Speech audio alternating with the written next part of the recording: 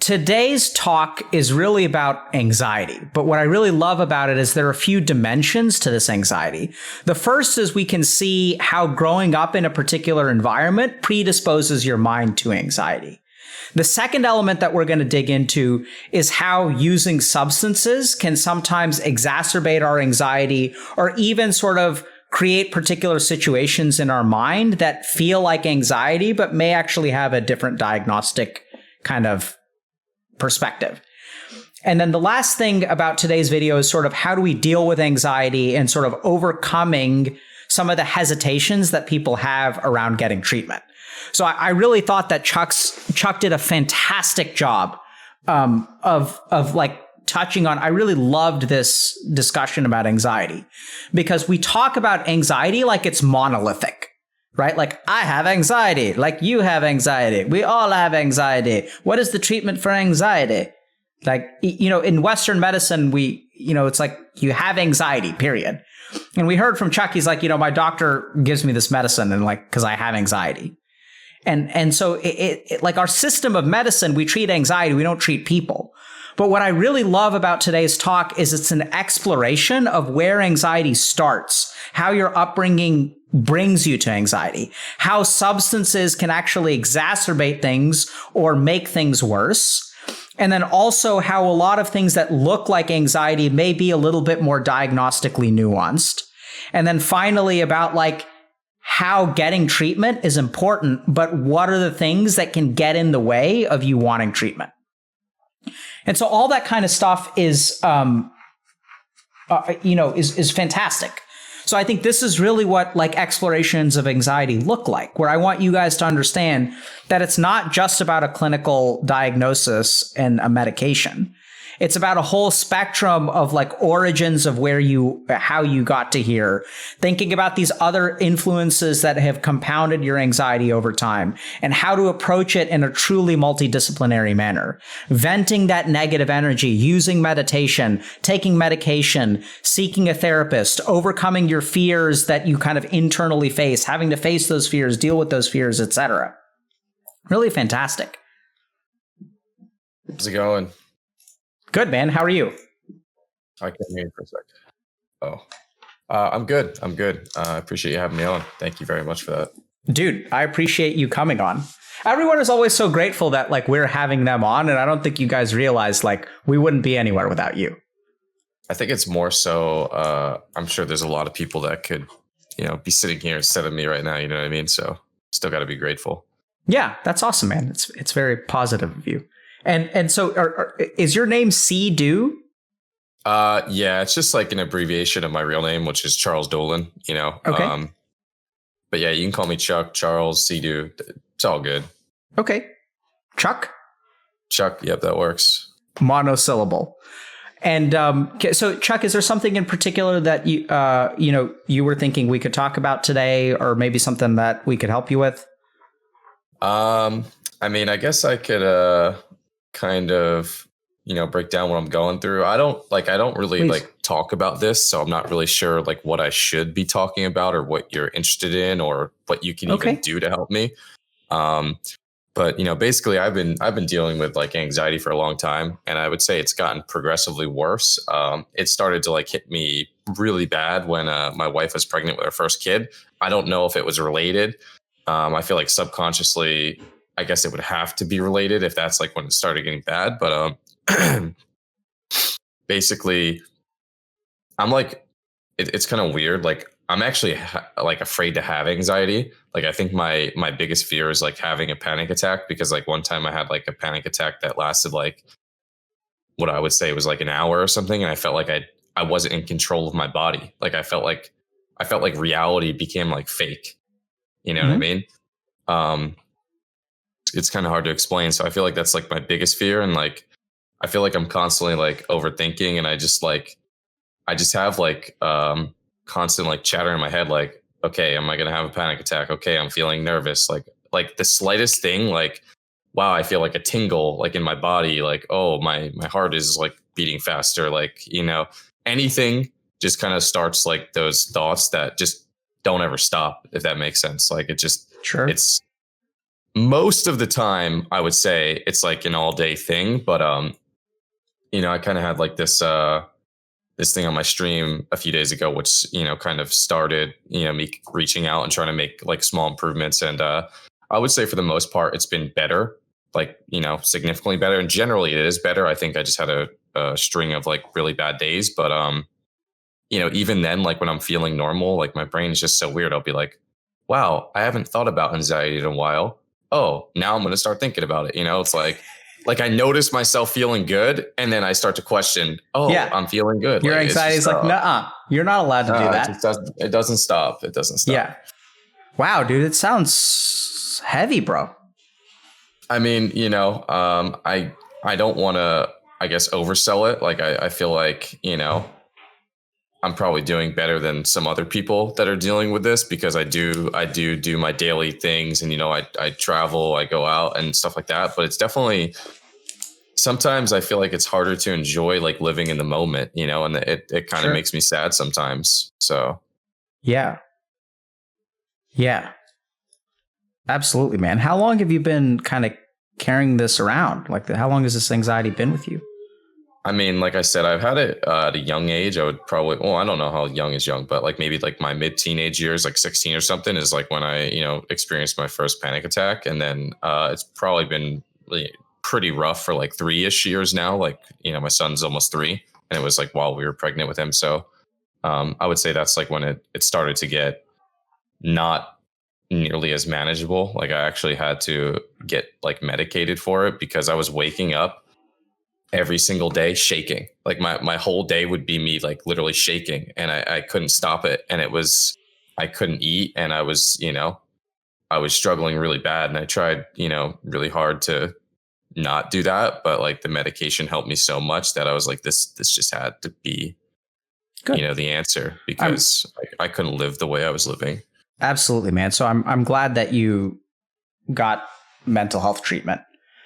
Because it certainly sounds to me like this is like a clinical case of anxiety. And I'm also kind of noticing. Do you mind if I ask you a couple of questions just about what kind of treatment you've tried and a little bit of your treatment history? Sure.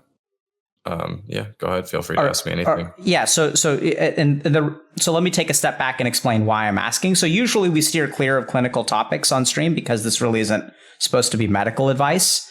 Mm-hmm. The reason I want to ask you a little bit about your treatment history is because in my experience as a psychiatrist, there are some things that have to do with clinical anxiety. And there are actually non-clinical solutions that we can learn around anxiety as well. And I basically want to parse out how much of the clinical stuff has been done so that I know how to approach the non-clinical stuff, if that makes sense. So I've got a couple of like basic questions for you, okay? You don't have to answer anything because this is your personal medical history. It's going to be like super high level stuff. So it sounds like you're taking medication now and that the medication helps. Yeah. Okay. And it sounds like you started medication around the time that your wife was pregnant. Yeah. Okay. Have you tried psychotherapy or something besides medication? No. Okay. So that's basically all the questions I need to ask, because that'll sort of help me understand like what to include and what not to include and kind of how we go from here. Sure. Any particular reason you haven't tried psychotherapy? Honestly, I would say like until as of like recently, I kind of feel like my thought process was like, if I just kind of deal with this and like try and forget about it, it will go away. Like I didn't really like talking about it. Like this conversation actually is like kind of like making me nervous a little bit, but I'm happy to be here. And it's like, I also didn't really like want to go to a like, I guess a psychologist. Is that because like, I don't know. I guess it just made me a little bit nervous, like it. Sure. So let's start because you said that you have trouble being present focused, right? So let's start in the present. So I noticed that when we started the conversation, you were doing well. And then especially when I asked you a little bit about your treatment history, you've started crossing your arms. I'm noticing you're feeling more nervous. So tell me how you feel right now. I mean, I guess I feel a little bit nervous. I'm okay. I'll But it's definitely make it through the conversation. But yeah, absolutely. So I want to just point out that language because it's so interesting, right? It's like you play WoW, right? Yes. So what I'm hearing is like you've got a couple of dots on you and your HP it's fucking ticking down. But you're like, I'll make it, like I'm still gonna wipe, like, we're still gonna win the raid, like we're running out of mana, like this boat is sinking, but we're gonna make it to shore. That's what I'm hearing from you. Which is like, it's a god awful way to go through life. For sure. Yeah, I don't disagree. So I think that our goal here is not to make it through to some, it's like, let's figure out how we can, cleanse those dots. Right? Because what I want to help you with is like to not have to live this way. It's not about overcoming your anxiety to survive. Like that's just not any way to live life. Right. And I can see that you've learned how to do that really well. Actually, really awesome and noble. Like I'm sure that your kid is grateful. Your family is grateful that you've learned how to manage that anxiety. But it's also like I can see it kind of clawing away at you and you're sort of like keeping it at bay while you're trying to live your life. And you're sort of protecting your loved ones from the impact of that anxiety. Does that make sense to you or resonate at all? Yeah, it does. How do you feel right now? I feel, the same. Like, okay. Did that do anything to your nervousness as you were listening to that? Not necessarily. I think it's kind of like, I think it like kind of plateaus. You know what I mean? Okay. So for the most part. Tell me what do you mean by nervousness? What do you experience right now? I guess like I just kind of like I feel like weird in my own skin. Does that make sense? Like I guess, and then maybe that's kind of it. I don't know. Like I guess I like try and just do things like I like fiddle my hands and move around a little bit. I don't know. And this may sound, so I'm going to, see your weird statement and raise you in a weirder statement. Do you think that sometimes when you fiddle and stuff, you're trying to find your way back into your own skin? I'm not sure. I feel like it's a way for me to just like do something and I guess like just keep my hands moving or, you know what I mean? Just like maybe like a nervous tick or something, like tapping your leg or, like playing with something in your hands, just to move around, I guess. Okay. Are you having particular thoughts right now? No. I feel like for the most part, unless like my mind is like running really crazy, when I'm like distracted, I'm like generally okay. And like I said, since like those few days ago, I started like trying to eat better and trying to exercise a little bit. I'm not doing anything crazy. And some people recommended like 15 minutes of, deep breaths before and after you wake up. And I've been doing that. And I kind of felt like there was like immediate results. Like I felt like my thought process slowed down quite a bit. Not like in a, I can't like function way, but like the racing thoughts like definitely almost went away immediately. Okay. Like I had a string of, excuse me, really bad days. And where I just kind of felt like my whole day, I just couldn't like enjoy anything except the fact that like you're not going to have a panic attack. You're not going to you're going to be okay. Like that just So that's what the racing thoughts are. They're kind of sometimes that's definitely I would say like the start of it. Sometimes it could get worse than that. I've always been like go ahead. Yeah. What percentage of your anxiety is about being anxious? A lot. I would say I told you, like my first panic attack was like super like scary to me, like to a traumatizing matter. Like I was, I thought I was going to die and I was afraid that,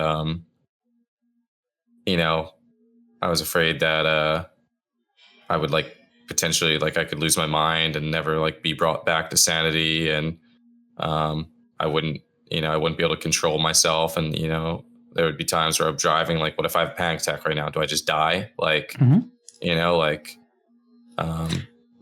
on flights and stuff. Like, what if I have a panic attack on the plane? Like, what the hell's going to happen? Like, I can't get off. Like, Chuck, have you ever heard of the term agoraphobia? I'm recently started reading Panic to Power, and I think it's been used in there a few times. Do you have they explained in the book, or do you remember in the book how they describe agoraphobia? So I want to explain this just to educate people, okay?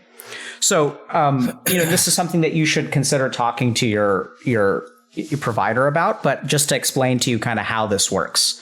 So first of all, what you're describing is like completely normal in the sense that some people, for whatever reason, and we can get to that in a second, are kind of like when they create their character, they get the panic or anxiety trait. And so sometimes what happens is people who have panic attacks will sometimes become agoraphobic. And what agoraphobic means is fear of going outside.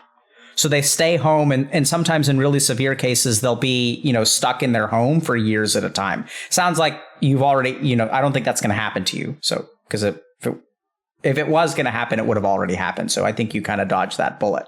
But I think the reason that I bring up agoraphobia right now is because I think it illustrates a lot of what you're going through.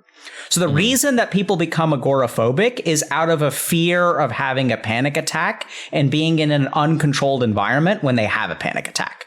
So it's not like they literally are afraid of the sun or the sky or other people. Literally, if you talk to people who are agoraphobic, and these are people who it's very hard for them to leave the house, what they tell you is, what if I have a panic attack in those kinds of places? And they're so afraid of losing control in the outside, outside of their home, that they end up, that fear becomes so powerful that they never leave. And there's also sort of this agoraphobia light, which is when people are able to actually leave the home, but whenever they leave the home, their mind is constantly scanning for methods of escape. What if I have a panic attack while I'm on a plane? What would I do? What if I have a panic attack if I go to a party? How am I going to escape from that situation if I start to lose control? Do you have those kinds of thoughts? I would say it's not as bad as you're describing it. The plane one is definitely, a fear of mine for sure. I'm not afraid to fly. I'm not afraid the plane is going to crash. Yep. It's literally just I'm afraid I'm going to get uncomfortable on the plane. And, I've definitely been in that situation before where I started to feel a panic attack coming on. And I've gotten this even recently. And although it scares the living crap out of me, I just tell myself, shut up and take deep breaths, and no one will even notice. You're going to be 100% fine. And that's what happens. If I feel one coming on, I don't know how to explain it, hits me, and I'm in shock for a second. I'm just and then I feel a little bit tingly. You know what I mean? I feel a little bit tingly, and then I'm okay. That's just it. And it's weird because I feel I said about driving and stuff, sometimes I'll think about what happens and I'm just doesn't matter. You got to live your life, if it happens, worst case scenario, pull over. Yep. You'll be 100% fine. And it's never happened while driving before. And so I'm noticing that there's a dialogue in your head. Oh, 100%. I talk to myself all the time. Hope that doesn't make me crazy. Nope. Doesn't. It makes you sane. Okay. So Chuck, I'm going to lay out a couple of options, okay? Actually, let me make one or two observations. So I think today could be really good in terms of we can discuss and I can explain. How are you feeling, by the way? I'm all right. I would say just all right. I could say I'm good, but obviously I am a little nervous. I was a little nervous about coming on here in general. Like I said, this isn't something I've done ever. I don't talk about this really. And I just kind of broke down, a few days ago, and, I'll talk to my wife and stuff. She obviously knows, but this is obviously something I've never done publicly before.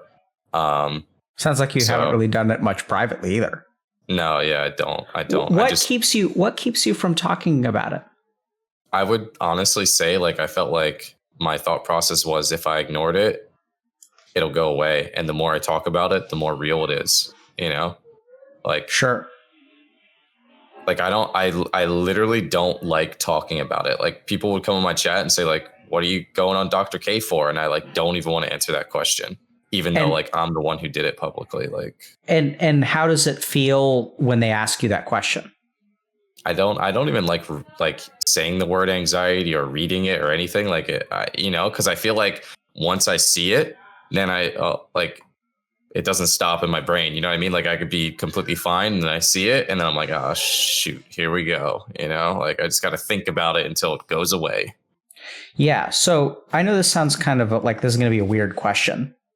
What do you think about thinking that if you ignore it, it'll go away? That's kind of like what I guess like what my philosophy was originally, right? Like, yeah.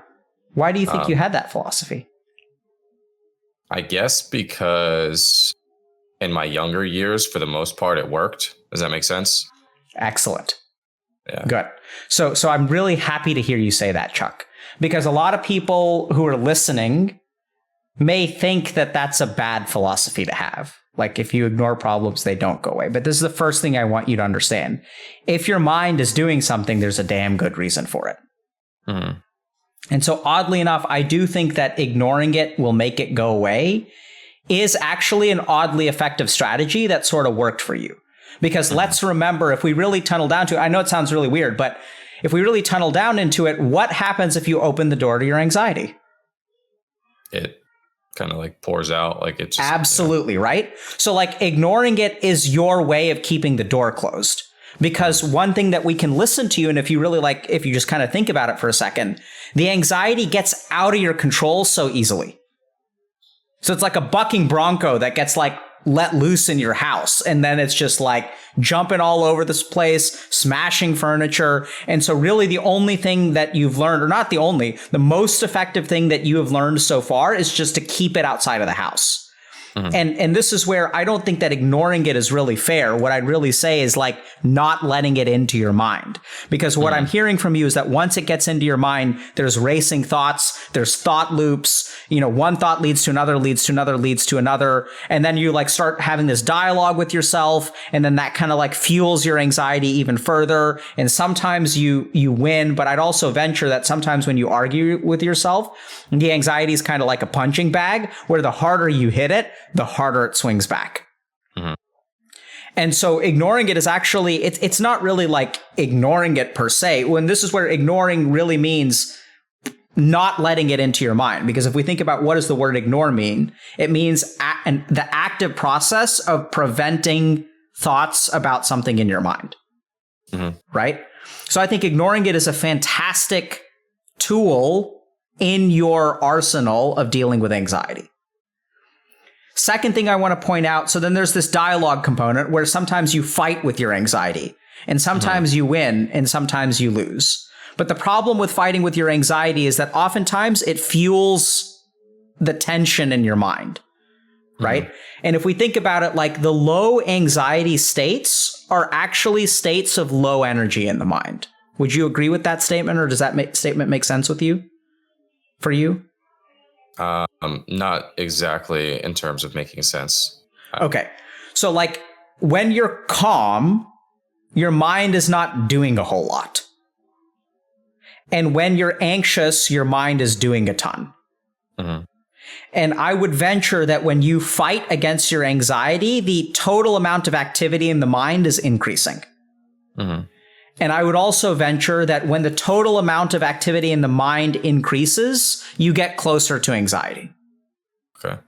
And if you really think about it, when you succeed in fighting your anxiety and you stop and you take deep breaths, what happens to the energy in your mind?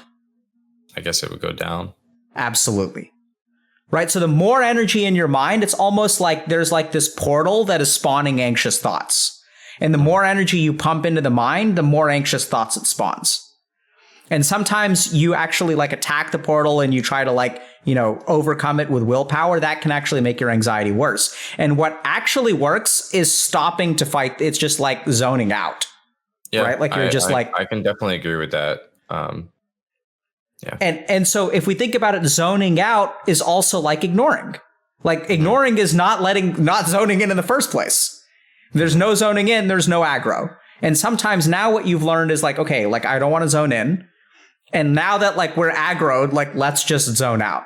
Because sometimes you'll sit there and you'll like, you get aggro, you start tanking, you start spamming all your buttons and all your cooldowns. And sometimes you win and sometimes you wipe. But either way, like even while you're fighting that battle, life continues going on. Mm-hmm. Time to feed your kid and put your kid to bed. And here you are fucking spamming your cooldowns, trying to fight that anxiety like in your head. No one else is aware, but you're like getting wiped in a raid. And so there's this really interesting like principle of like energy and anxiety where actually what we want to do is unplug our mind. And so this is where breathing exercises can help. That's just kind of a point that I wanted to make. I'm going to toss out a couple of different things and then you tell me what you want to talk about. Okay. Next thing that I want to point out is that, your problem is not the anxiety. It is also your response to the anxiety. Mm-hmm. So the anxiety is not something that you control.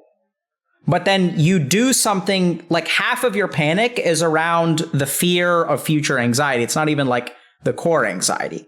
So our mind does this thing where sometimes, we have adaptations to circumstances. And then sometimes the adaptations actually end up hurting us more. Like just to give you an example, if I'm depressed and I start drinking because it makes the feelings of depression go away, then that sort of works, but like now I've created a whole new problem.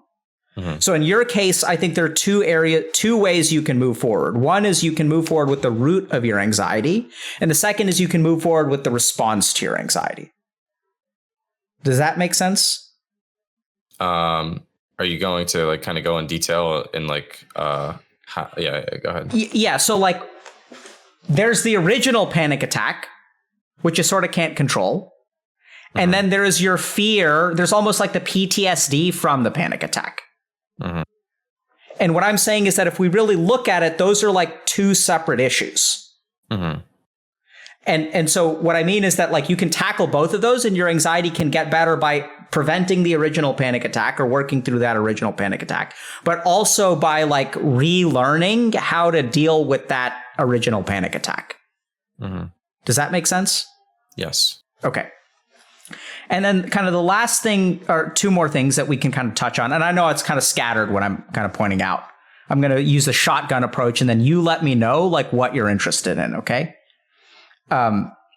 So is that we can get to the origins. So I can ask you like, what was going on in your teenage years? What was your upbringing like? What was your first panic attack like? What happened when your wife got pregnant? And we can you kind of say subconsciously there has to be a connection. You're right, by the way. And so we can kind of dig into that and maybe help you see that connection if you want to. A lot of people do that kind of stuff. Like those are the kinds of conversations that a lot of people benefit from on stream, but we don't have to do that. And then the last thing that we can talk about is like a little bit about the physiology of anxiety. And so almost like a neuroscience perspective, like you're using these phrases like, I don't feel like I'm in my own skin. And like what is actually happening in your body? What is happening in your brain to create these kinds of sensations of like depersonalization, where you feel like you're not in reality anymore. And then that begs the question, what is reality and what is you? So there's sort of like this physiologic neuroscience, like weirdly spiritual, like let's talk about the nature of the universe and existence, man. So there's like kind of that tack too. And I think these are all like useful things to talk about. It's kind of like what you are interested in. Let's see here. I kind of feel like we should go with the first one, and it's gonna sound really weird, but I feel like that is the one that is gonna like make me like the most anxious to talk about, because I like have only talked about it like once or twice. Like number one, if you wanted to know more about like my childhood, I'm more than happy to tell you. But like the manner and like how I had a panic attack and stuff, like it kind of still scares me to this day. So maybe like getting that out and like having you touch up on it would maybe make me feel better. I don't know. Okay, good. So beautiful. So now, Chuck, we're going to be scientists. Okay. We're going to party Sure. up. We're going to be scientists. So I want you to pay attention. Notice your fear and wanting to talk about it. Mm-hmm. Notice that you're pushing yourself in spite of your fear. Mm-hmm. And what I want you to keep track of, because you're the only one that can do this, is notice what happens to your various thoughts and emotions as we talk about it. So do things get better? Do they get worse? Both are possibilities. Do they feel the same? Do some things get better and some things feel relieving? Like all kinds of stuff, okay? So let's just see if it does help. Because maybe if it does help, maybe we can talk a little bit about seeing a therapist more long term. Okay? Sure. So tell me about your childhood, bro. Where should I start? I don't know. What was growing up like? It's all right, I guess. I would. My parents eventually ended up getting divorced. So I would say that it was not a very good marriage. It was actually like pretty openly bad. Like I felt like they would actually fight quite a bit. It was my dad was like a little like OCD crazy. What does that mean? So I would, like if something wasn't like completely straight or not done his way, like it was a problem. Like it was like maybe like military status. Like, you walk in the house, shoes off at the door. If you leave your bedroom, it has to be perfect. We weren't allowed to sit on our beds unless it was bedtime. So we would literally watch TV in our rooms on the floor. If we were to leave our house, we would have to have bedroom checks to like make sure it was straight enough in order for us to be able to leave. There would be times where like we would eat dinner, and if I wasn't eating fast enough, like if I didn't like finish my food by a certain time, I would have to go to bed. Like my dad would like put a timer on. Before I say all this, I should probably say I actually have a good relationship with my dad now. Like I know that, when he was younger, he was kind of like, I don't want to say crazy, but he was his methods probably weren't the best for parenting. Sure. But we're definitely past that. Okay.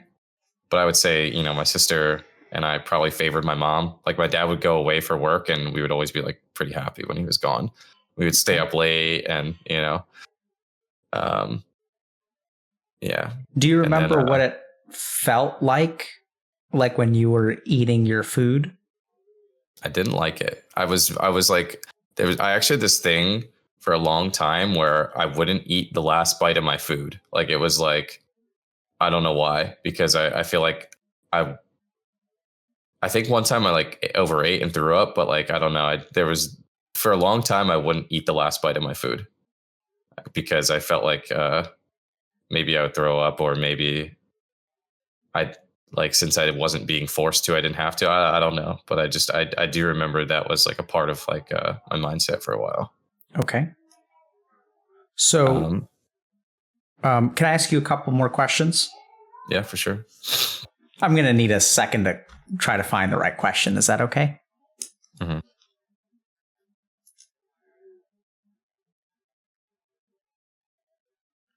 What was it like growing up with a dad like that? I mean, for me, it was normal, I guess. Like I didn't really think much of it at the time. I definitely spent like a lot of time at friends' houses. Like I would almost say like a few of my friends' parents like would have like literally adopted me or considered me their kid at the time. Like I would be there all the time. I had like a bunch of different friends where I would be there nonstop, stay over nonstop. Almost every single weekend, I probably never stayed home. Why? Not even because like I didn't want to be home, but because I enjoyed like, I would say my other friends' houses like way more, like more freedom. What did you enjoy about being there? I mean, probably spending time with my friends, more freedom in general. It just felt like we got to do a lot more. Like my house was like always really strict when my dad was home. And I wouldn't say it was very fun. Yeah. And I actually remember one time specifically, this is probably like a little off topic and completely random, but my mom came home with like a video game for computers called Mech Wars.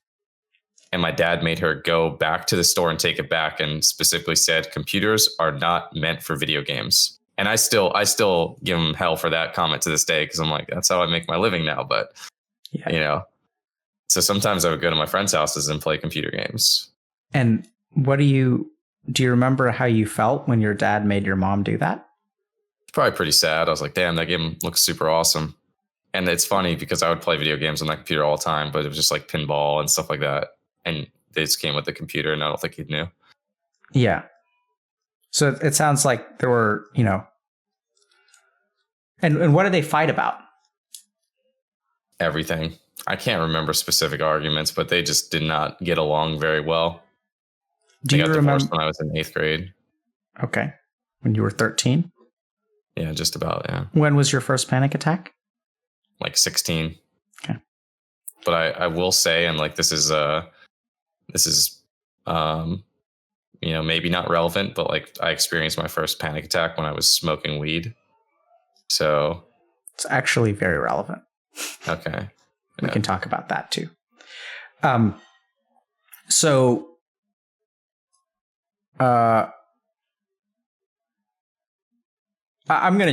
trying to figure out how to goose step around this, but I'm just going to come out. So it sounds like, you grew up in a household that breeds anxious kids. Potentially. I mean, my mom dealt with pretty bad anxiety. My sister deals with anxiety, depression, and I deal with anxiety. So it's possibly passed down as well. But yeah, so sure, there's a hereditary component. So there's a really interesting study, kind of bizarre. So they take kids who are anxious and parents who are anxious. And what they actually do is give anxiety medication to the parents. Mm-hmm. And then the kid's anxiety goes down. Interesting. Gets almost the same therapeutic benefit as medicating the kid. And it's really weird, but like anxiety is sort of, kids are very attuned to their parents.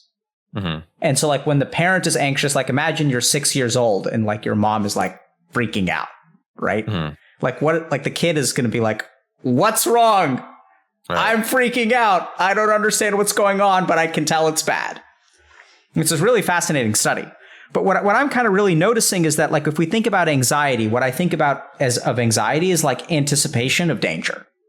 Mm-hmm. So if you really think about, I know it sounds kind of like a weird question, but why do human beings get anxious? But we have parts of our brain that make us anxious. And why does our brain do that? And it's because anxiety is actually a protective mechanism. Yep. So our brain's capacity to anticipate danger actually protects us. And what I'm actually noticing is that your house was sort of a dangerous place. Like if you sit on the bed, I mean, this may be so built into you, but I can't imagine what it's like to live in a house where like, if you sit in your bed, like what would your dad do? It wouldn't like hurt us, but we'd probably get yelled at. And right? to go up on that even more, like I know everything that I dealt with as a kid was obviously very strange. And I'm like pretty close with my wife and her dad. And like, we kind of like, we talk about it and laugh about it. And like when we're at family dinners, like I tell my dad the crazy stuff he did. And he's like, that never happened. We laugh about it, but how does it feel when he says that never happened? Doesn't bother me because me and my sister know it's true. We're not making this stuff up. But when we were like living there, like we were only allowed to eat at like designated eat times. And I mean, like there was breakfast, lunch, and dinner, and there was no in between.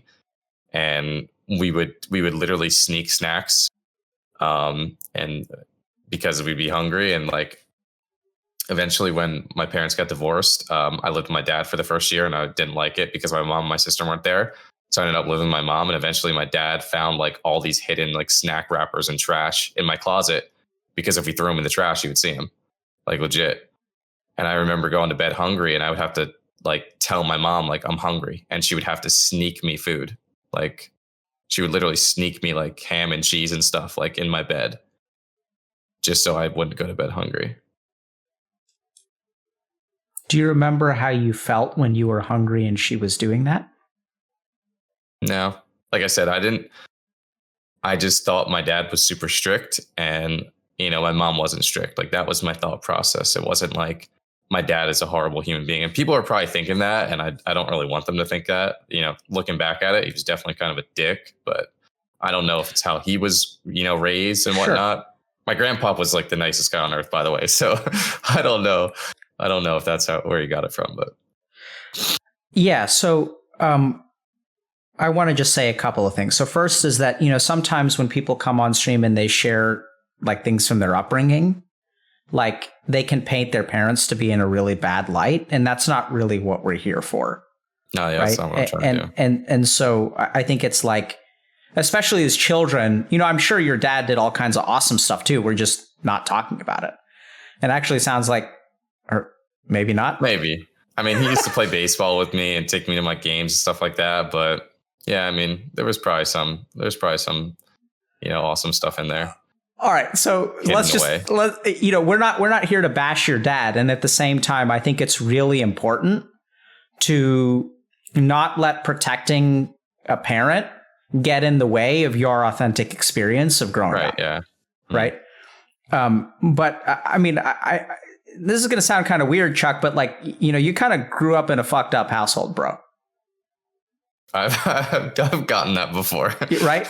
And so I think the important thing there is that I could imagine, I could just imagine, like, when I put myself in your shoes, like having, it sounds like, and I know this is going to make your dad sound like in a bad light, but it actually like reminds me, like, I've worked with some people who are like Holocaust survivors.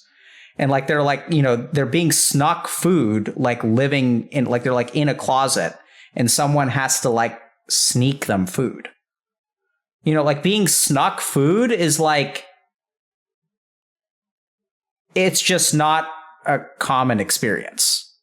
Yeah. As a father, I couldn't imagine like my kid, saying he's hungry and I'm like, no, go to bed. Like, it's not time to eat. Like, it's like, no, absolutely. Right. And so the other interesting thing is like, what I'm hearing from you, Chuck, is that the anxiety is like baked into you.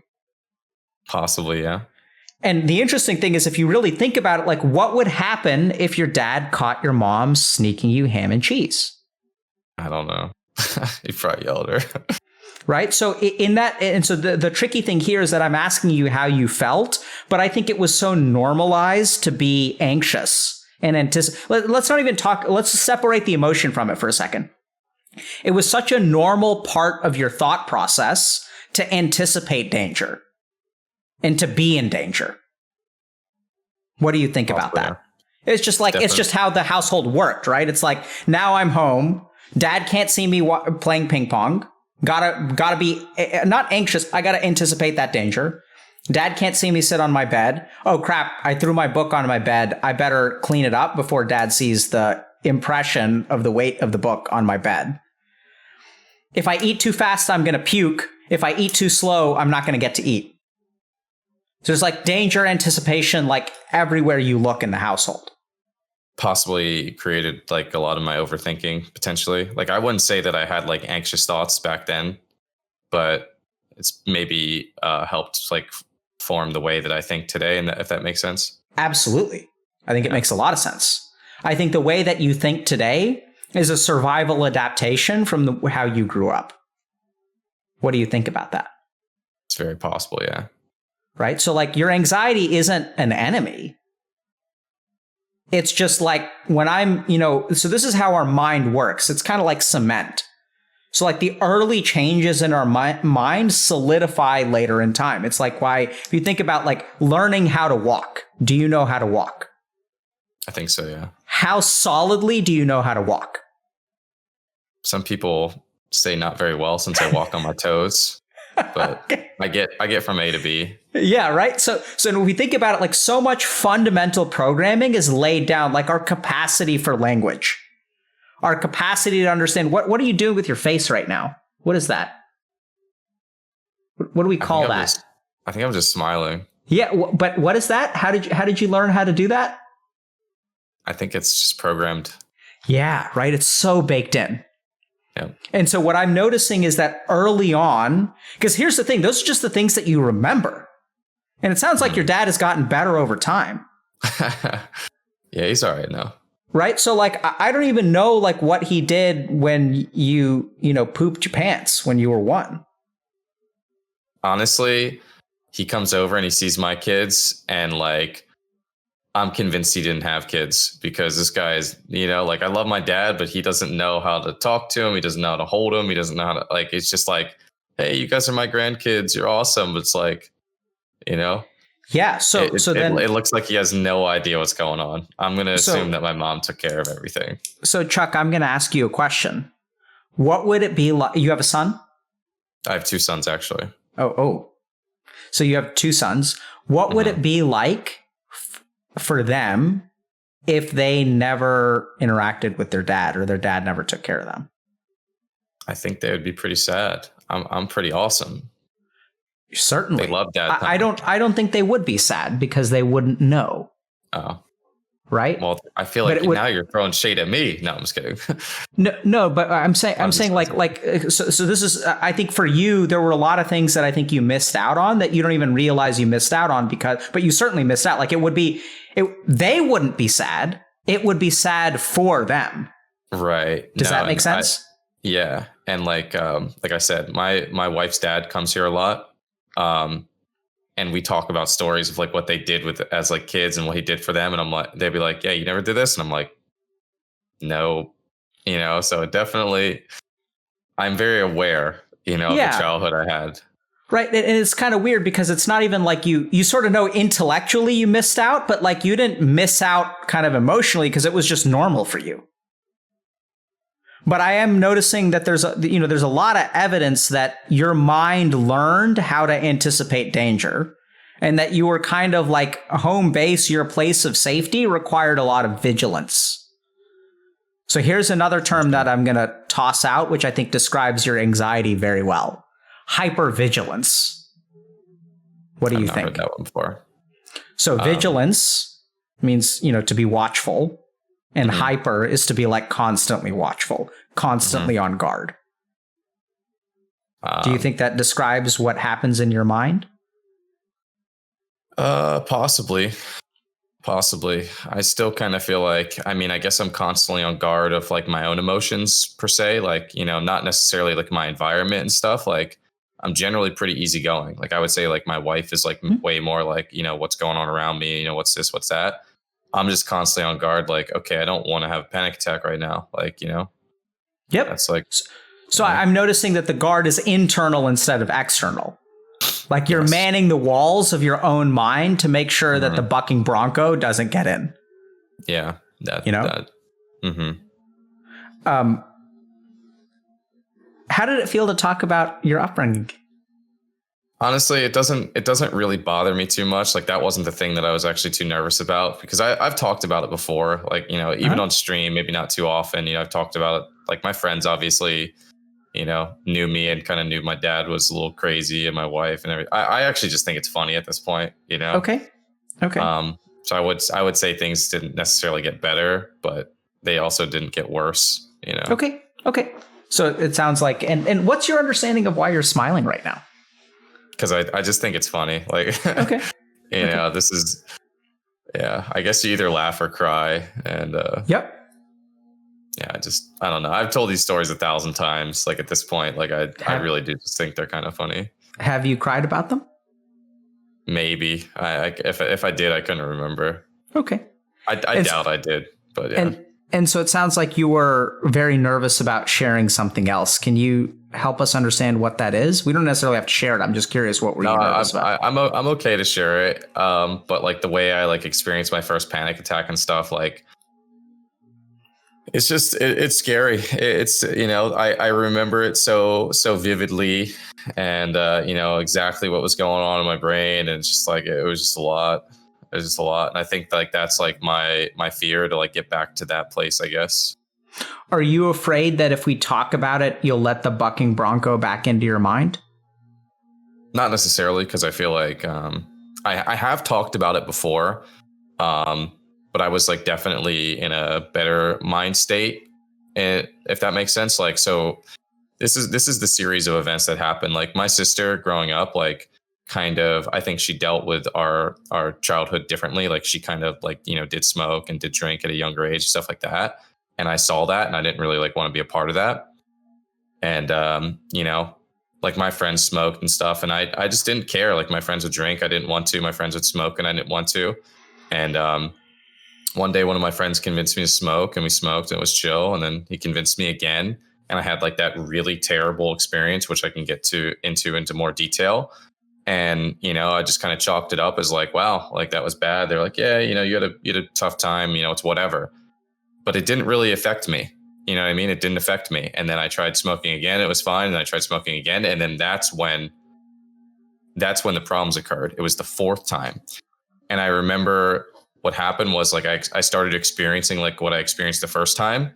And I was in someone's house and I went outside and I sat there in the freezing cold, shivering, like, for like an hour, like, and it didn't take control of me like it did the first time, but like it kept feeling like it was. But I remember during that time having the thought process, what if this never goes away? And as soon as that thought went into my mind, I've had to deal with it forever. And I remember like, the next few days going out, like just being in random people's car, things that I never would have thought about before. Like, what if I have a panic attack right now? And then for like a week, it went away like completely. And I mean, like not even, it wasn't even a thought in my mind. And I remember, I don't know what caused it, but I just remember that morning, like I was over at my friend's house. We stayed up all morning. We were playing basketball in the morning. And later that night we went to a movie theater, and someone in the movie theater came up to me. They're like, "You're Sidu." And I lost it, completely lost it. Like I felt all those feelings coming back. I don't know if I was in shock or what. And I ran out of the movie theater and I was crying, and I had to get my sister to pick me up. And, ever since then, like it was always a thought in my mind. Like I would say almost every single day, like there was a thought in my mind that I might have a panic attack, like since that day. When you said the feelings came up, what does that mean? How do I explain it? It almost feels like I'm like looking at things through my mind, not my eyes. Like I'm experiencing things around me. Like it feels like everything stops. And I could explain to you like what happened in my first panic attack. But when I feel like I'm having a panic attack, it feels like everything stops. Like, and in my original panic attack, I froze, like, and I felt like, it wasn't reality. But so I remember very specifically my first panic attack. I was eating bacon cheddar cheese fries. They were one of my favorite meals. And I remember swallowing one, and my mind envisioned it going down my throat. Like I could see it today. Like, I mean, things that don't even make sense. And I remember sitting up and I said, "Oh my God, I'm going to die." And my friend immediately like reacted to that. Like, what? Don't say that. Don't say that. Like, and that scared me even more. And I remember like freaking out saying like, "Oh my God, I'm going to die. I'm going to die." And I had bunk beds, and I started punching my bunk beds as hard as I could because I didn't feel like, I wanted to feel something. And then I remember like literally like standing up, like hovered over like this. And I don't know why, but this was my thought process. I was on trial for life and death. And I remember being on a stage and having a full audience around me. And I had to plead my case why I shouldn't die today. And I was literally pleading, like, you know what? Like, there's this girl I really like in school. Like, I never talked to her. I swear I'm going to talk to her. Like, and I was trying to beg to not die. Like, that was my first panic attack. And, I can still like remember everything around me, and like, clearly, yeah, it was pretty bad. It was pretty bad. And then, eventually I kind of like snapped out of it, I would say. And I like took a cold shower, and I remember like some of the feelings coming back on in the shower where like, it felt like I was kind of like getting like sucked in again almost. And then I would just be like, "Nope, I'm fine. Like, you're going to be good."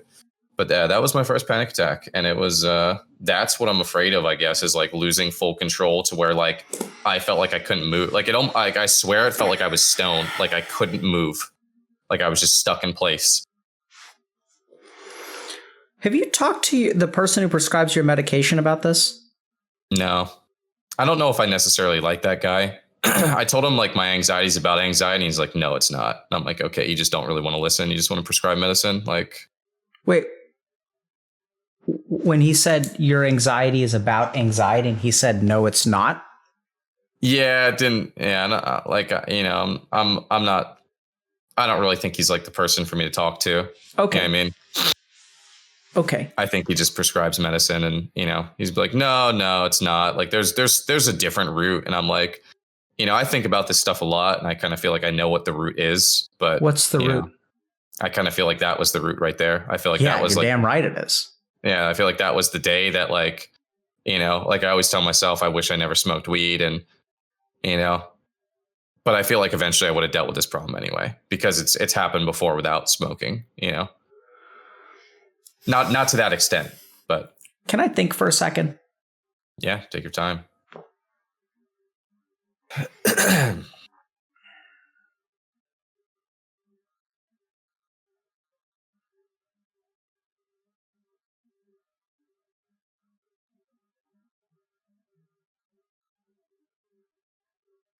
So, Chuck, I want to just acknowledge something for a second. So I think that like what I'm about to say is,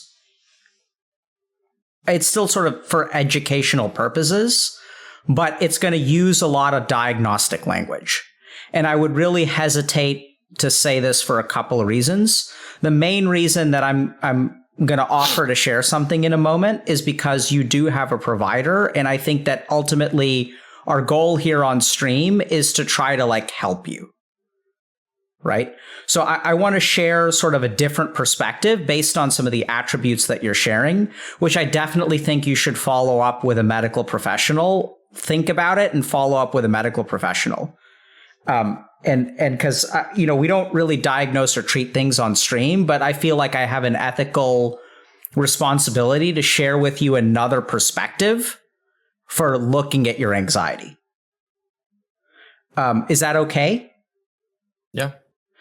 So what you're describing to me, because you were smoking marijuana, so like sometimes when people, so now we're going to go real general, okay? And I want you to just kind of think about this and figure out whether this is, applies to you or not.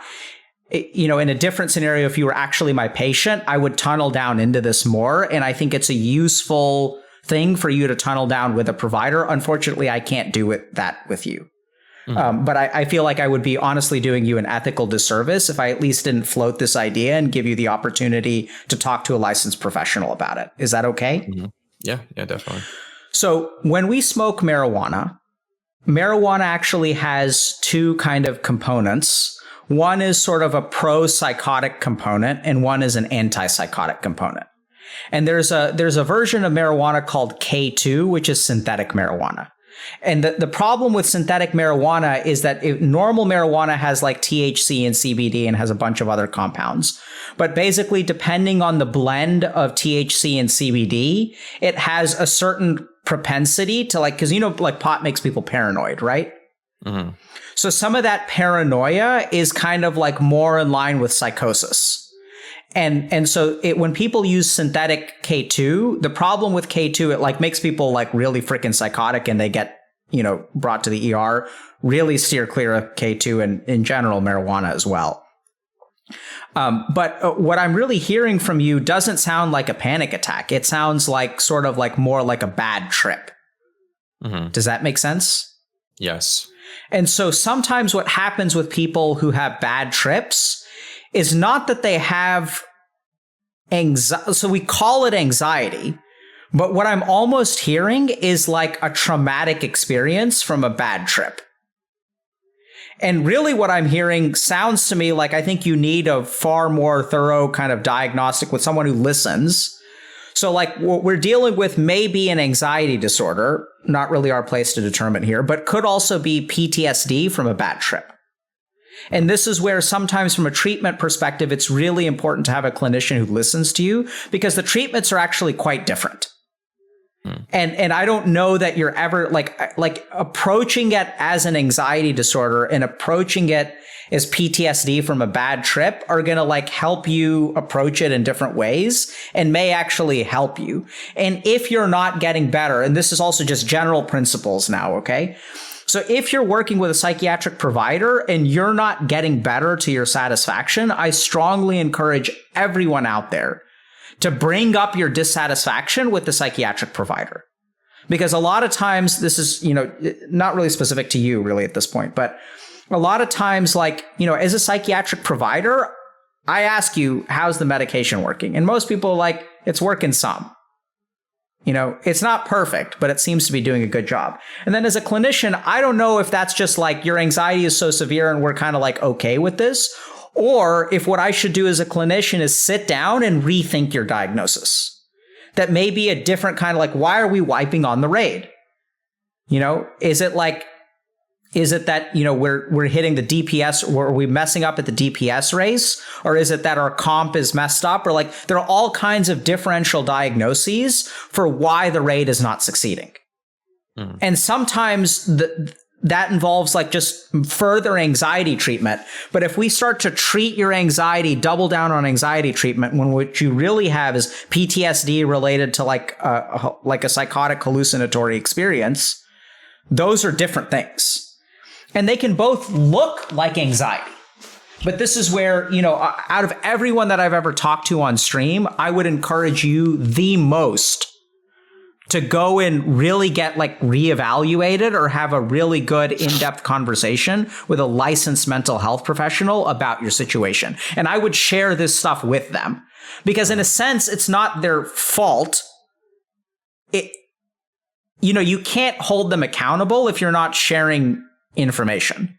So I would really go and share this experience and then kind of like, you know, find someone that you like and you trust and then really kind of get a good, like thorough diagnostic evaluation, which sometimes can take hours. So it can happen over the course of weeks and things like that. But what I'm hearing right now just really makes me concerned that, you know, what we're talking about is like, you know, this intense moment where you were like in this courtroom.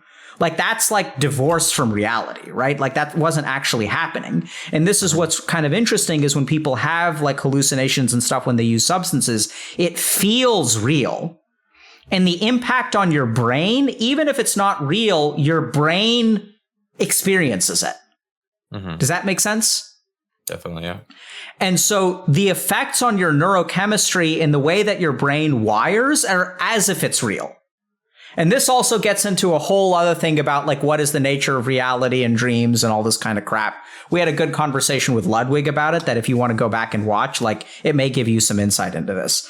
But at this point, I just want to check in with you. What do you think about what we're talking about, Chuck? In regards to what? Like just like this conversation. Like how do you feel about where we are?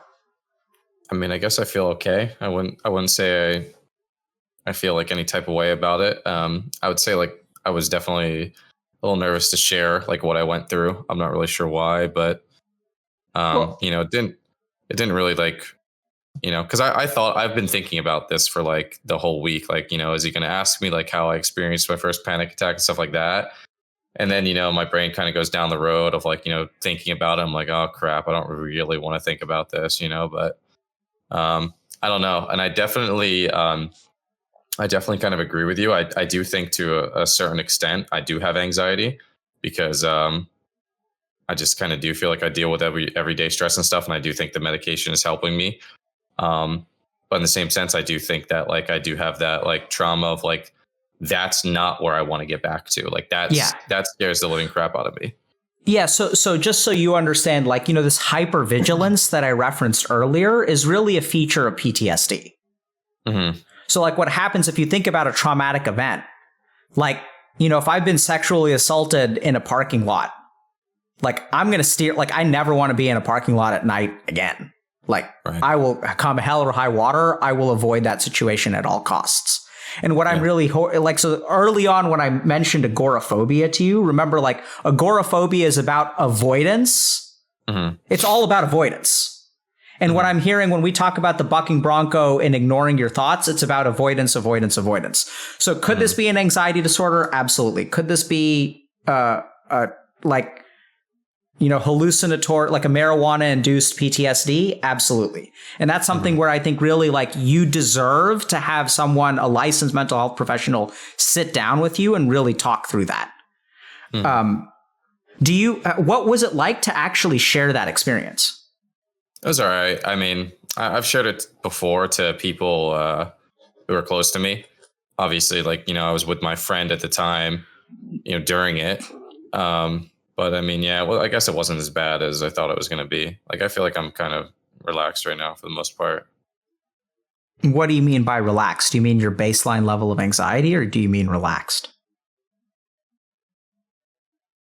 I guess in these days, it's kind of hard to tell a difference because I kind of feel like it's always there.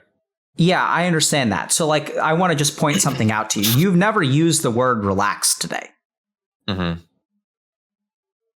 So like, I think that that's the right word. I think you actually are somewhat relaxed. And the reason that I think you should see a therapist is because this is how therapy works. Right. Right. So like when you share the thoughts that you have inside, you know, remember how we talked about, and this isn't, there are many ways to do this, but I want to just explain this principle of the mind, which is, remember, we were talking about when you add energy to the mind, the anxiety gets worse. Mm-hmm. So one of the ways that we can vent energy from the mind is through things like therapy, But essentially what you're doing is letting that excess energy out. So like there are thoughts, and I don't know if this makes sense. This is really more like a yogic perspective. So you can journal, for example, or you could do therapy, or you could share it with a friend. The point is that you want to vent, because right now what happens when you have thoughts is they just bounce around in your head and they have nowhere to go. Does that make sense? Yep. And so what you need to do, it doesn't matter whether it's actually therapy or not, but like you just need some way to vent the energy in the mind. And as you vent the energy in the mind, whether through journaling, through therapy, through talking through a friend, you can talk to your dog if you want to, like it doesn't really matter. Like it's not about who's on the other end. It's about venting it from your mind. And then you're going to feel more relaxed because it's no longer bouncing around. Now, the reason to do therapy is because the person on the other end of the table, unlike a dog, is going to be trained at helping you vent. Right? Yeah. What are you thinking now? You just started smiling. My dogs are definitely not trained in anything, so they're definitely not going to be helping me out with anything. Yeah. How many dogs do you have? I have 4. Okay. Wow, that's a lot, man. It's a lot of dogs. Yep. 4 dogs, 2 kids, 2 cats. Oh, and cats. Wow. So that's busy. It is very busy. And married to boot. What's that? I said, and married on top of that. Yes, sir. Yep. Yeah, wow. Wow, sounds like you have quite a full life, Chuck. I do, and I actually like it quite a bit. You know, I really do like my life. I'm very, lucky to be able to do what I do, and afford to even have, this many things relying on me. But yeah, it's just this is I guess the one little area in which I struggle with. And yeah, can we talk about when your wife was pregnant? Sure. So what happened then? I mean, it's hard for me to say. I guess like maybe I'm not like the greatest at like, I'm not the greatest at, I guess picking up on my emotions, but I definitely I started to notice like those feelings like of anxiety, like hitting me like randomly, like, and almost like it was like building up. Like I was playing in like hockey leagues, and I just remember like playing hockey and be like, feeling kind of anxious right now. Like this is abnormal, it wasn't just like the thoughts like, oh, I don't want to have, like I was kind of feeling it, like almost like a panic attack was coming on. And like I said, I'm pretty good at like deterring those now, just because like as afraid as I am of them happening, I'm also like fully aware of like when they're happening, and I like, understand like, the more you feed in, the worse it's going to be. You just got to take deep breaths and just, do what you got to do. And it's almost like weird how it happened, but I also don't talk about this very often, but I'm religious and I go to church and stuff. And I was just sitting in church one day, with my wife and my dad and his wife, his new wife, and it just hit me. And I didn't have a panic attack. It didn't hit me like that. It just hit me like a wrecking ball of nervousness, where I'm just like, I couldn't stop shaking and I couldn't stop thinking. And it's like, it was like a completely different experience of what I experienced as my panic attack. Does that make sense? Yeah. But, so tell me, what was your experience of being hit? What did you get hit by? It just felt like constant overthinking, constant nervousness. Like I couldn't even tell you what I was thinking at the time, but like that was like the day that I kind of felt like, broke the camel's back, or, the straw that broke the back. And I just remember going home that night and just being like unbelievably nervous, and I couldn't stop overthinking. And I have taken like, small dosages of Xanax before, because, I've had like this issue for a long time. It's been prescribed. I really don't take it almost ever, like literally almost ever. And I had like, half of like a small dose of one to kind of calm me down a little bit. And I just kind of thought like, I guess just like random stuff. Like this is completely like maybe irrelevant, but like one of the thoughts in my mind was like the lead singer of Linkin Park, or maybe not the lead singer, but he like recently committed suicide. And I'm like, is this why? Is this what he was dealing with? Like that thought has crossed my mind before too, where it's like, is this what people, decide to say like they can't take it anymore? And like that obviously really scared me. And yeah, it's just, that day it never like really got better. Like that was the day where for months I couldn't live my life. Like literally every single day I would wake up, first thing on my mind, I sleep like a rock. So I would go to sleep and I would wake up shaking. And the first thing on my mind is like, okay, I'm anxious. Okay. Like I'm going to have a panic attack today. Like even today, like the first thing when I open my mind, the first word on my head is anxiety every single day. Like, and it wasn't always like that. Sometimes I could wake up and I wouldn't think about it for a few hours, but it is literally the default thought process in my brain right now is just that word, like anxiety. Am I anxious? You sound angry. It sucks. I just don't like it. It bothers me. I don't want it to be there. I wake up in the morning with my kids or my dogs or whatever reason. It's the first thing I think about.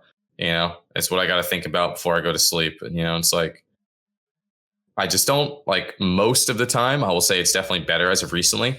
I don't have what I want to call it my peace of mind. I don't have my mind just resting, thinking about useless stuff.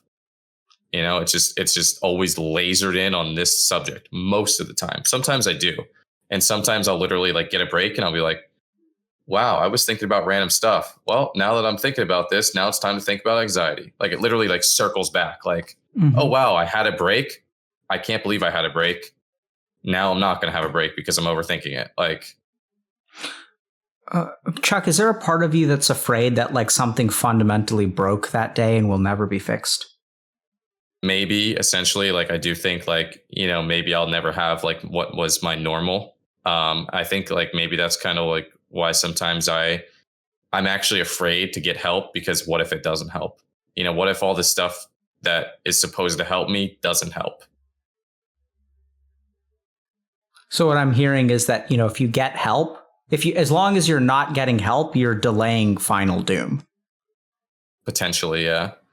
It's a good reason to avoid help. Yeah. I'm just stuck in a loophole. It feels like that just doesn't end.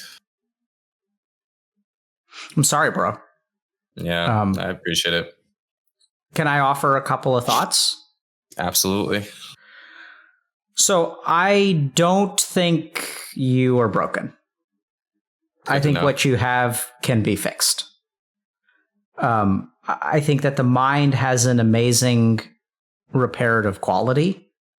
The body has an amazing reparative quality. I think that somehow what you're doing is you're doing like end game content at level 52. That's what it feels like to me. I actually feel like you're doing remarkably well given how much you've handicapped yourself. I think it's really amazing that you've managed to continue to build a life and not let what sounds like truly crippling levels of anxiety. And by crippling, what I mean is like, not that they're crippling in their intensity, but they're like, you sound to me like a dude who's been, raiding for the last 3 years in one encounter. Like you've just been like, it's a marathon, man. Like I'm hearing a marathon of just never ending. And like somehow, you're still like, you haven't wiped yet. And it's kind of like what I'm hearing from you in terms of, getting treatment is that there's a lot of like resistance. And that resistance comes from, first of all, the fear that like, what if this doesn't help? Because then you're like truly SOL. Like it's kind of interesting, but sometimes the reason that we don't shoot our shot is because if we fail, then we've got nothing. I see this oddly enough in the weirdest places, like people who like have a crush. And like, as long as I don't get rejected, there's always the chance that something will happen. But if I shoot my shot and they say no, it's like, then I'm truly finished. Right. And so I sort of get where you're coming from, because I think that there is, that too is like, by the way, a product of your mind. It's not like, you're incorrect. I imagine that there have been experiences in your life where you've like put yourself out there. Like, and this could be like really small, kind of insignificant things, but like where you told your dad, "Dad, I'm hungry." And he's like, "No way you're getting food." It didn't exactly happen like that, but yeah. Right. And so like your mind learned early on that like, and then maybe even like your mom would have said, "Oh, well, like now that you asked your dad, I can't sneak it for you." But in limbo, there's some kind of, in limbo, we can actually benefit. So I sort of get that you're kind of feeling like fatalistic about it. I think that a lot of your fears are also kind of coming in there where like there's this, like, this mentioned this thing about Linkin Park. And it's sort of like, if I try to get help and it doesn't work, what I see you kind of being afraid of is then you wind up where that guy was. I'm very afraid of that. Yeah. Right. So this is where like, I can understand that you're afraid of it, but that's actually what gives me hope. Because that crap we can deal with. Like, like Chuck, the reason I'm hopeful for you is because I think you actually haven't, there you are in a level 60 raid being level 52. And you're like, I don't know if I can win. And what I see is like, but bro, you can gain 8 levels. There's still a lot of things that you can try. It sounds like you haven't tried psychotherapy. It sounds like maybe a reformulation of your diagnosis. It sounds like continuing to learn like different kinds of breathing practices, learning meditation, doing some of this exploratory work, potentially journaling or other things. There's a lot of stuff that you can still do. Mm-hmm. So oddly enough, even though you feel like a little bit hopeless, or really what I'm getting from you is that you don't want to roll the dice and wind up hopeless. Yeah. But what I'm really seeing is that there's like, you're kind of like, I'm opening up your character and like, I'm seeing that you have a sword and a shield equipped, but you don't even have a helmet on. And like, you don't even have boots on. And it's like, there's a lot you can do. Cause then what, it's almost like you're going into a raid and you're like, okay, I can wipe and at least I have an excuse for wiping because I don't even have the right gear. But if I gear up properly and then I wipe, well, then I can't clear it, right? Like I have nothing left, no excuses. Does that make sense? Or is my analogy just getting worse and worse and worse? No, I understand. So those are the things that actually make me really hopeful for you. That I think if you if you fill up every gear slot, don't even worry about like enchanting and putting in gems and crap like that, because you have all that too. I mean, we're talking about basics. We're not even talking about, there are some people who will come in and will have like 5 years of therapy under their belt. And I'm still hopeful because they haven't tried this other kind of therapy. And so there's a lot of like enchanting and like, gem kind of work and like other kinds of set bonuses. Like we haven't even gotten there. We're talking about the basics. We're talking about finding a therapist and like talking to them about something like that. How do you feel about that now? Any movement? I guess I can try and find a therapist. Like I said, I kind of for a while felt like if I went to a therapist, it could just like, I don't know. It's something I didn't necessarily want to do. I guess like my thought process was like, does this make me crazy? Like, or something like that. Yeah. How do you feel about that? I definitely can see positive benefits of talking about it in general. You know what I mean? Like, and just, I'll tell you right now, like, generally speaking, Twitch chat is not, well, at least, in some sections, it's not the place to be vulnerable. And like me like having that experience on stream and like getting like such a positive benefit out of it when I was like my most vulnerable, like, it definitely means that talking about it has got to be good because it made things better, So, yeah. So Chuck, I think first of all, I think that we all do this where I think we aren't entirely fair to Twitch chat. Because I find that Twitch chat is almost like a kid where like the standard that you hold them up to is the standard that they're going to live up to. Fair enough. And so sometimes, parents will come to me with problematic kids. So like I once had this kid who was, having a lot of behavioral problems. And my treatment for him was to hook him up. He was a high school kid, to set him up with an internship at Harvard Medical School. Mm-hmm. And I was like, this kid's problem is that like people are they're treating him too lowly. Mm-hmm. And that's what I found with Twitch chat is when you act like Twitch chat is a bunch of degenerate noobs, they'll live up to your expectations. And when you act like Twitch chat can save the world, they won't let you down. Whatever your expectations are, Twitch chat will arise to meet them. I want to just talk about one thing that you said, that if you see a therapist, it kind of makes you crazy. So this is going to sound kind of weird. That was like my thought process in a sense. Yep, it's a completely reasonable thought process. So I don't think that people are crazy, like makes me crazy. So I definitely think that, some of the experiences you're describing, I think like crazy sort of fits. Right. But like, I think this is important to understand. I'm not trying to be judgmental, but I want you to understand that like the experiences that you had are quite drastic and outside of the realm of normal experience. And at the same time, that doesn't say anything about you as a person. And I'm sorry if this, is offensive, but I want everyone to understand that our mind has crazy experiences. It's just what our mind does. And I don't think you're crazy. You actually sound, Chuck, to me to be incredibly sane. And like I said, even some of these things, like if I ignore my anxiety and it'll go away, a lot of people will hear that and think that it's stupid. I think it's actually brilliant because I think it's what you have learned that actually works.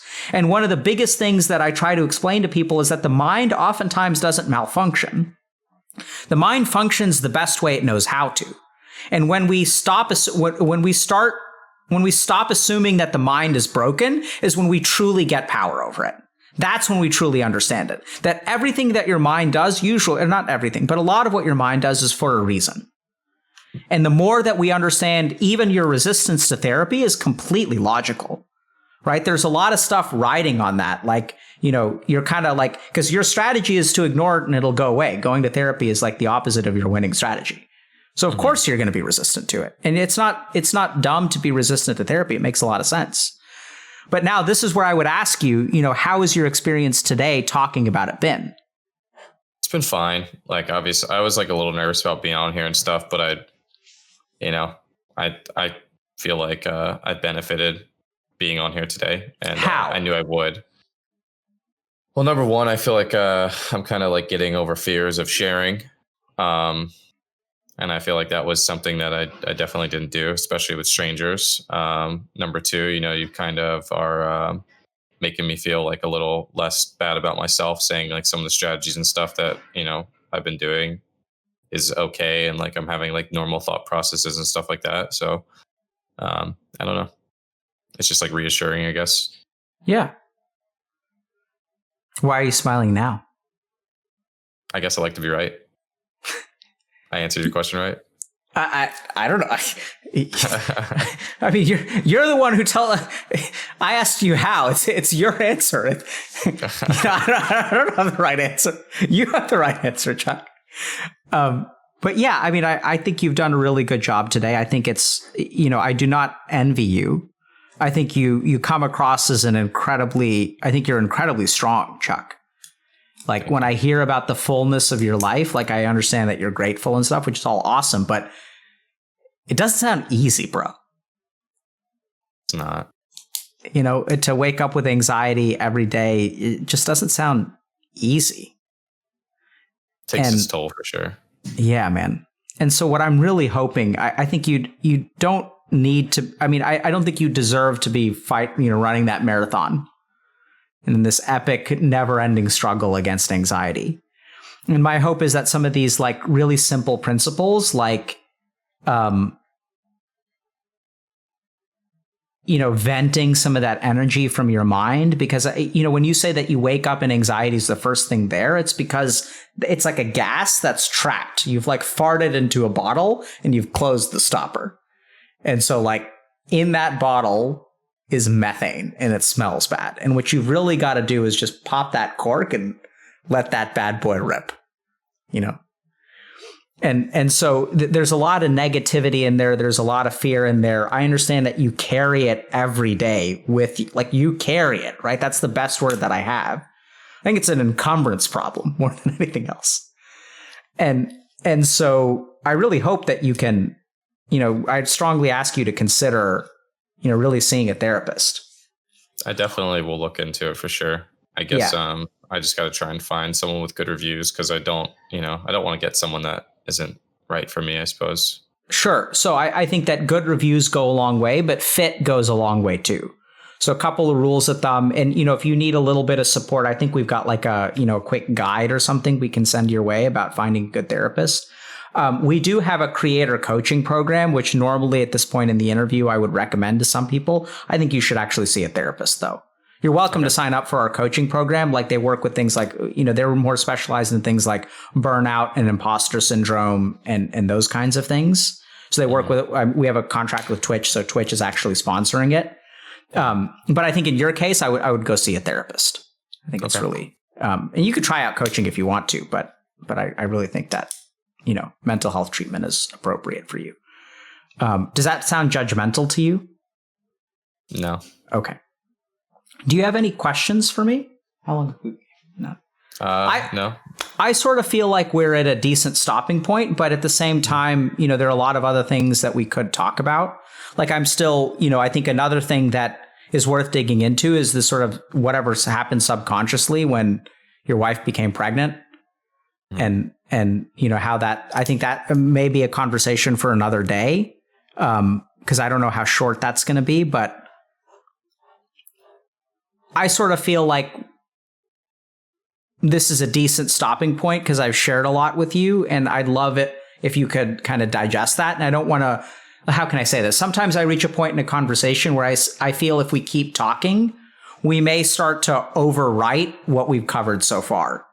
And my real desire to potentially pause is because I don't think that anything we're going to talk about now will outweigh the value of what we've talked about already, if that makes sense.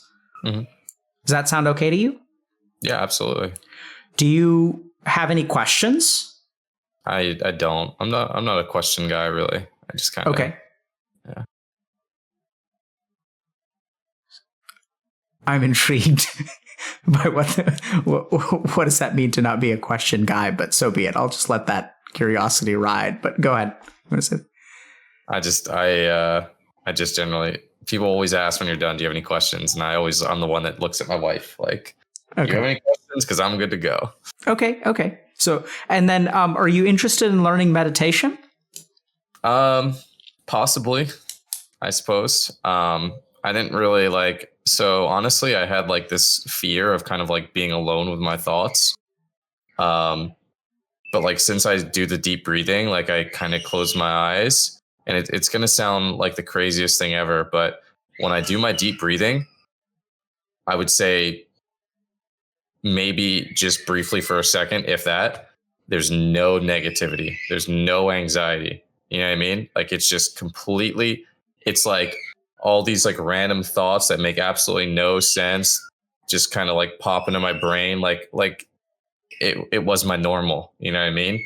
And I would say that I was like really afraid of that for a long time. And then doing that for the first night, I was like, holy crap, like, I guess this works, So I guess I could be interested in learning meditation, but like that was something that I would have been opposed to for a long time until I started trying that breathing technique. Okay. So a couple of other reassuring points. So there's something cool about meditation. Mm-hmm. So when you do your deep breathing, you're back to normal. And when you stop doing your deep breathing, normal ends, right? Maybe for the most part, yeah. But it's just kind of like me being weird. Like, did that help? Like, yeah.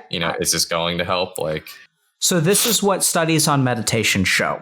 That generally speaking, when we meditate, it creates temporary changes to our mind. Mm-hmm. And the longer that we meditate, if you meditate for at least 20 minutes a day, 3 days a week, that's the bare minimum. The cool thing about meditation is that the longer you meditate and the better you get at it, the longer the buff lasts. So it's sort of like when you start meditating, the buff lasts simply for the duration of the channeling. So I'm going to channel meditation, and that's when I'm going to regain mana, right? It's like, what's that mage spell? That Evocation. Yeah. So like for evocation, I only gain mana as long as I'm channeling. But something really magical happens with meditation, which is that it reaches a point where it starts to rewire your brain and you actually like have a mana tick post channeling. And this idea of like long-term meditators who throughout their entire day, they're happier and their anxiety is lower on a baseline level. And that's because like as we literally rewire our brain, your neurons, so thoughts are generated by neurons. And so as you train your brain to have senseless thoughts instead of anxious thoughts, those patterns of neurons will start to like wire together and then they'll activate and then you'll be back to your normal thinking. I have worked with people and taught them, so people who have had anxiety disorders, like diagnosed anxiety disorders on medication for a decade. And after about a year or two of medication, they will be in what we call in psychiatry sustained remission, because we don't use the word cure, because who knows? So what sustained remission is like people who don't have anxiety and are off of medication. I'm thinking about a particular person. It took like 2 years, but I think that is possible. So now I've got two options for you. One is that I've got a technique that is a little bit of a high risk, high reward technique. So what I mean by that is that it's a technique that's really going to work on a physiologic level. And so when you have anxiety and like kind of panic stuff, I want you to understand that, how it like hits you out of the blue, right? So the mental process is not the start. The start is actually physiology. So you have a physiologic change, which then triggers particular thoughts. Does that make sense? Yes. Okay. So there's a particular technique that I think will work on your physiology, but may actually, oddly enough, induce a little bit of anxiety if we do it now, if you're calm. But the idea behind this technique is that we're going to create anxiety and then teach you how to get out of it. Mm-hmm. And so if you're already anxious, it won't make it worse, but you'll kind of practice at getting out of it. That's sort of what I feel like teaching you today, but I just want to be a little bit cautious. And then I have a more sort of stable, normal technique, which is going to be like easy peasy lemon squeezy. It's like, do you want an elite mob or do you want a regular mob? Like, what do you want to grind on today? I feel like, would you judge me if I just say the regular one? Not at all. Okay. Because I feel like generally speaking, like, I feel like my anxiety is always kind of at a base level, for the most part. And I feel like I do like a pretty decent job kind of like keeping myself calm, and I guess like having that potentially be raised, like, I don't know, that scares me a little bit. That's totally fine. That's so I the reason that I don't judge you at all, and the reason I give you the choice is because I acknowledge that could be a concern, right? Mm-hmm. So it's not like, oh, like you're not going to go on the, like you're like, I don't want to wipe on the elite mob and then run back, it's just, ain't nobody got time for that. I can get elite mob is worth 20% more XP, but like grinding on regular mobs is normally how you play WoW, right? So totally fine. Okay, so I'm going to teach you something called alternate nostril breathing. Okay. Tends to be my go-to technique, but is really good from a physiologic perspective as well, but won't make anything worse, okay? So take your right hand, stick out your thumb, and then can you lift these two fingers? Good. So what I'm going to do, you have a deviated septum, by the way? I don't think so. Okay. So what I'm going to do, and do it with me, is block my right nostril, breathe in through my left, and then with a chest full of air, I'm going to block the other nostril with the other two fingers, and then breathe out.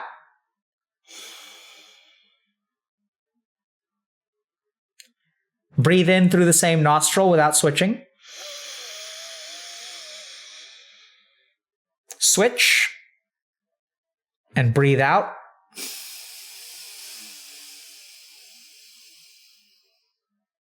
In.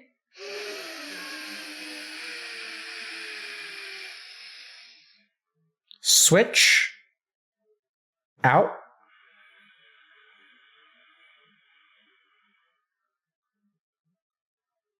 In.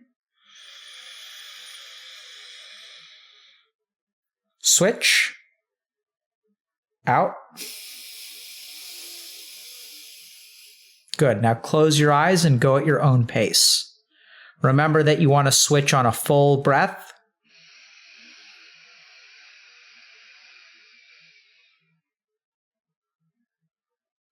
Good. And then exhale and inhale again through the same nostril and then switch. We'll practice for about 2 minutes.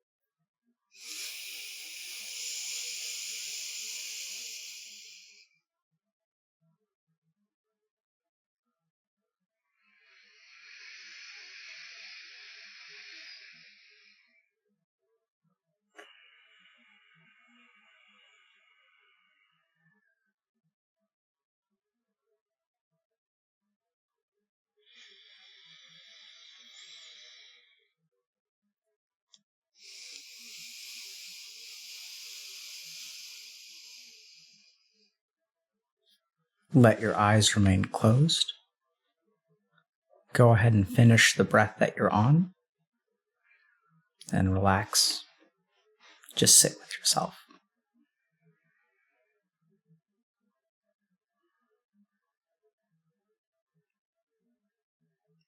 If you want to continue deep breathing, you can, but we'll just sort of sit in silent meditation for about a minute.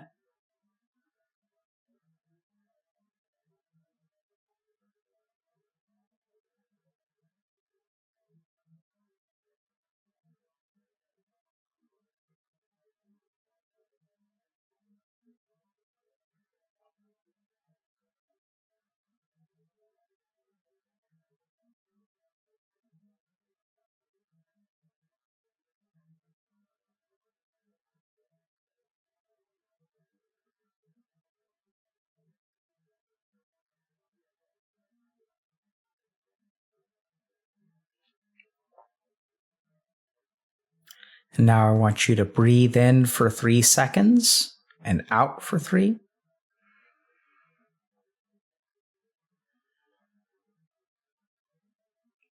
And now in for 3 and out for 5.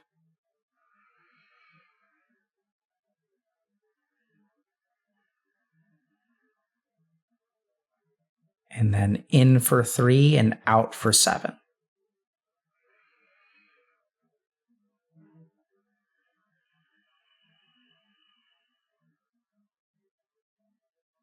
As you're ready to breathe in again, slowly open your eyes.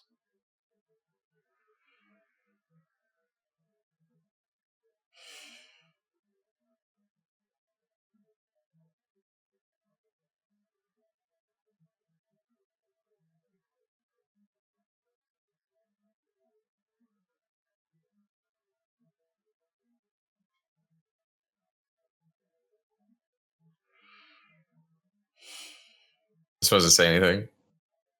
If you want to. Wasn't sure if you were waiting on me. Yeah, not really. It's kind of awkward for people. They don't really know what they're supposed to do. I would definitely say this is a little bit, I would say that this is probably not a very good public practice. I feel like people probably watching the stream are probably like, okay, we'll just sit here and wait for him to finish his breathing, Yeah. Well, ideally what happens is people are meditating with us. Mm-hmm. Oh, okay. That makes sense. That definitely makes a lot more sense. I guess I should have instructed people, but I hope I'm noticing now that you were anxious about that. No, not necessarily. I just thought it was kind of funny. Okay.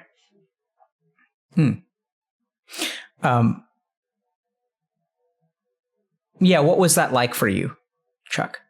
It was good. I mean, like I said, I enjoy my deep breathing quite a bit. I feel like it just kind of takes my mind to a nice rested place of relaxation, and I like it quite a bit. Like I almost like, I don't want to say I look forward to it, because maybe that sounds dreadful, that like I look forward to, my 15 minutes before bed, and my 15 minutes of waking up.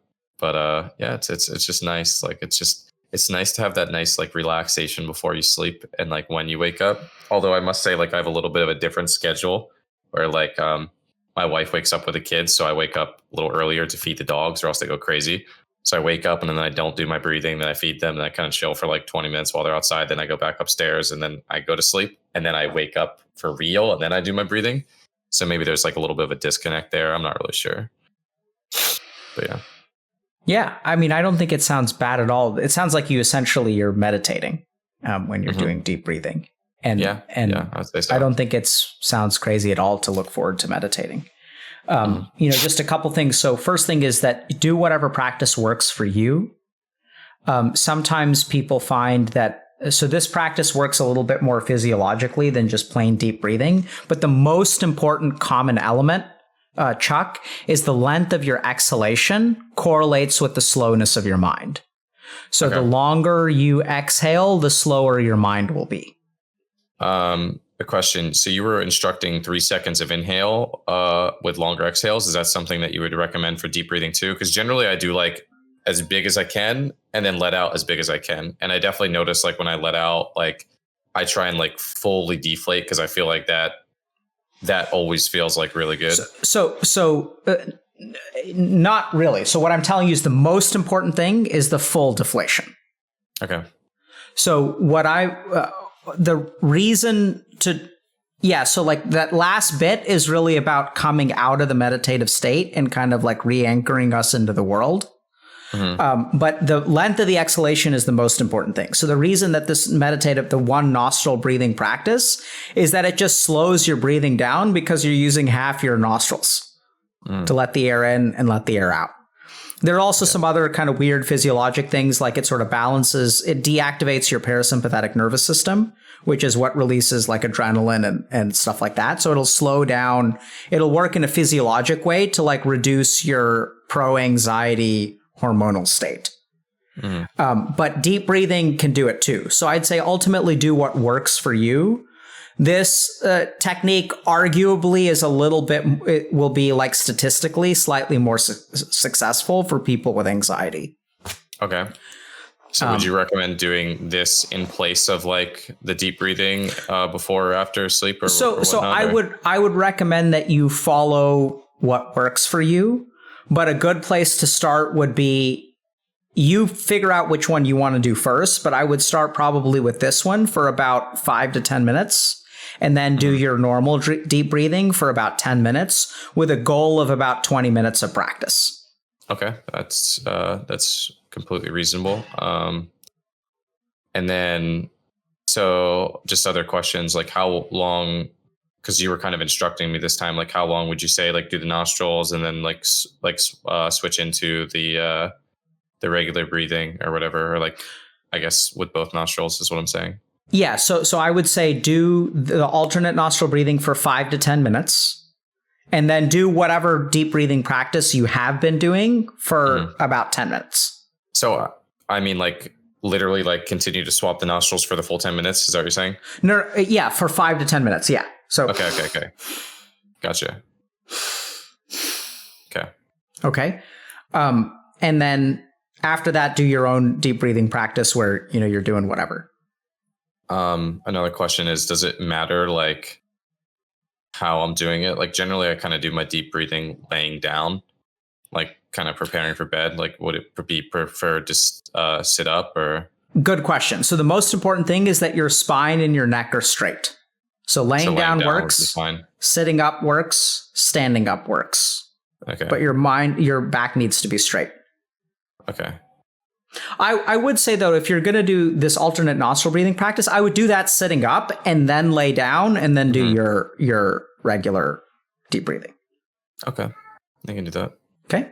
Excellent questions. Look at who has questions now, bitch. I guess I'm a question guy. All right. Sorry, I didn't need to tack on the bitch at the end, but that's okay. Not offended. Interesting, right? Because great questions, really fantastic questions, Chuck. Love them. Any other questions? Now I may have embarrassed you or tanked it, but no, I actually don't think I have any other questions. Okay, great, excellent questions. So good luck to you. Let me know how things go if you kind of I think we have a quick guide that we'll send people post stream. I hope I'm not shooting myself in the foot, but I'm pretty sure we do this where, a lot of people, have more private questions or things like that about how to find a therapist and stuff. So I think we've got to, so we can sort of help you with that a little bit. So just take advantage of that if you want to. And then, I think if you want to, I think there's still other stuff we could still talk about. So we can, I don't know exactly how scheduling works, but if you ever, want to come back, I think definitely we can focus a little bit more on what's happened over the last 3 years. But that's also something that, you don't need to do with us. You can definitely do with your therapist. But it just feels to me like something that was pretty significant that we kind of didn't have time for, which is fine. But, I would encourage you to continue exploring that with someone. For sure. Sound good? Yeah, absolutely. All right. Good luck to you, man. Thank you so much for coming on. Yeah, thank you for having me. I appreciate it. Take care, man. Bye. Yeah, you too. So who are you rating, chat? Okay, we're going to raid Garglon D's Nuts and Joe Mama. Sagandis.